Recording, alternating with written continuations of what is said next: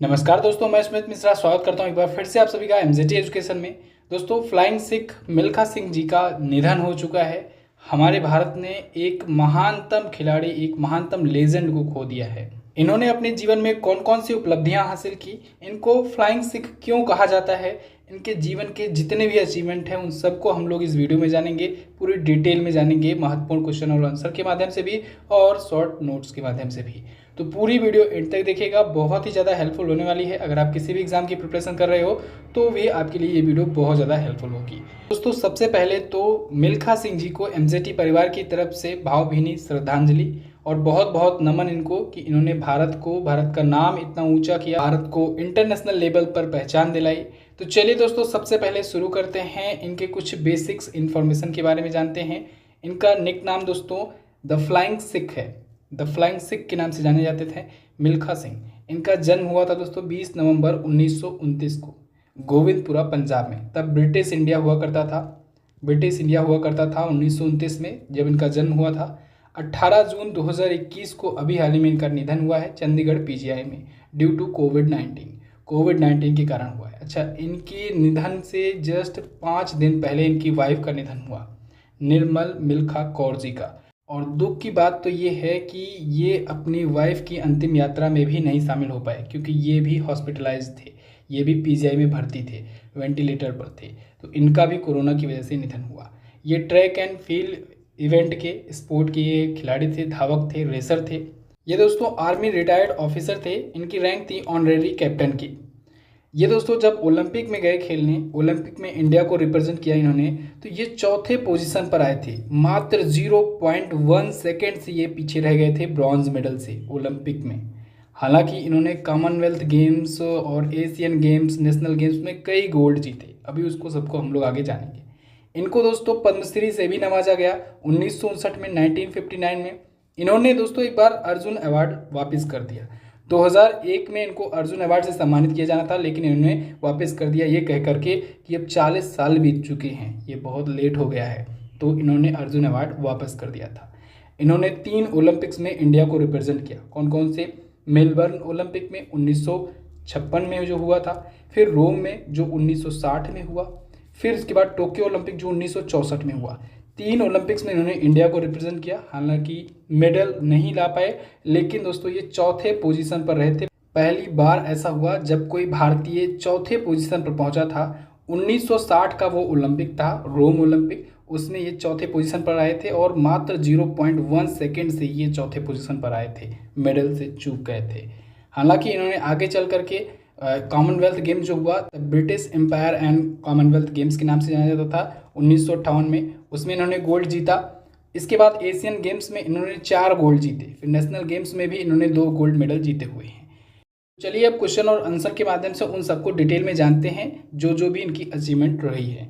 तो पहला क्वेश्चन है, मिल्खा सिंह को पद्मश्री पुरस्कार से किस वर्ष सम्मानित किया गया? अभी मैंने आपको बताया 1959 में। 1959 में इनको भारत के चौथे सबसे बड़े नागरिक सम्मान पद्मश्री से नवाजा गया।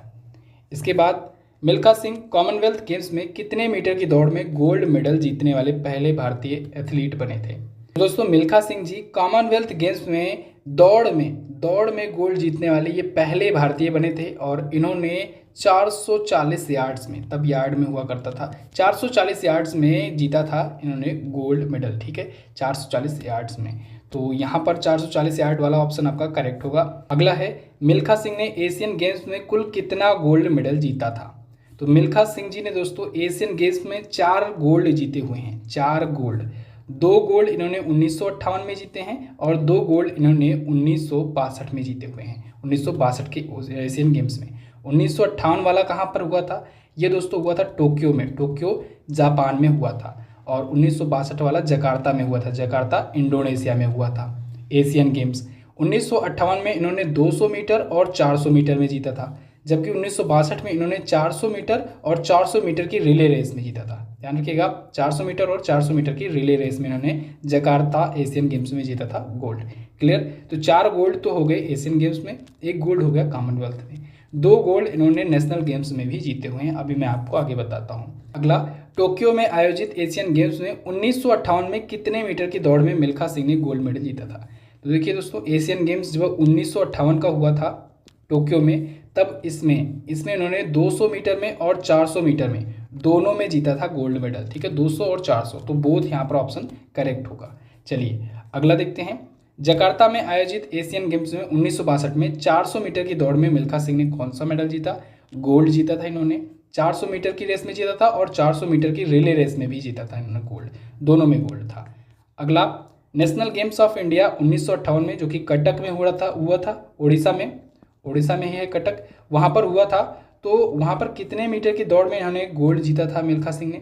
तो दोस्तों इन्होंने 200 मीटर और 400 मीटर दो गोल्ड जीते थे। कब जीते थे? 1958 में। आप देख रहे हैं कि 1958, 60, 62 ये दौर जो था, ये मिल्खा सिंह के लिए बहुत ही एक कहें इनके करियर का पीक पॉइंट कह सकते हैं। ये पीक था, इस टाइम पर ये फॉर्म में थे और इस टाइम पर ये गोल्ड पे गोल्ड जीते जा रहे थे।